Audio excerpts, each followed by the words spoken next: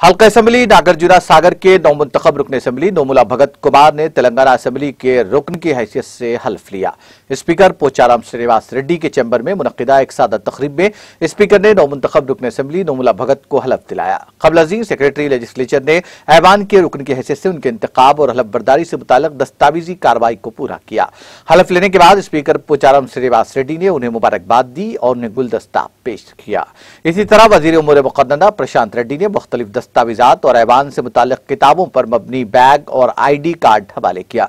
बाद-अज़म वजीर दाखिला मोहम्मद महमूद अली, वजीर अफजाइश मवेशियान तलसानी श्रीनिवास यादव और वजीर बरक़ी जगदीश रेड्डी ने नोमुला भगत की शाल पोशी की और उन्हें मुबारकबाद दी। वाज़ेह है कि नोमुला भगत TRS के आंजानी रुकन असेंबली नोमुला नसीमैया के फर्जंद है, जिनके इंतकाल के बाद यह नशिस्त खाली हुई थी और हाल ही में मुनक्किदा नागार्जुन सागर ज़िमनी इंतखाबात में TRS पार्टी क़यादत ने उनके फर्जंद नोमुला भगत को उम्मीदवार बनाया था, जिसके बाद वो इस हल्के से कामयाब हुए। वज़ीर आला KCR ने हाल ही में नागार्जुन सागर हल्के का दौरा करते हुए इस हल्के की मिसाली तरक्की के लिए कई एक ऐलानात किए।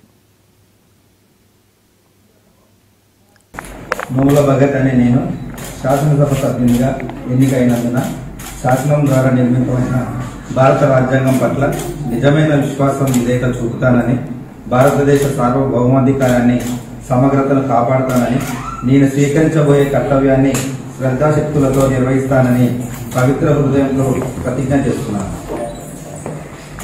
తెలంగాణ శాసనసభ సభ్యుడైన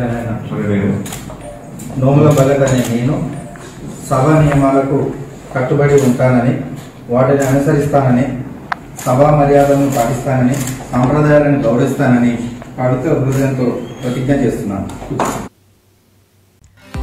नाज़रीन, हमारे TTV न्यूज को सब्सक्राइब करें, बेल आइकॉन को प्रेस करें, शेयर करें और लाइक करना ना भूलें।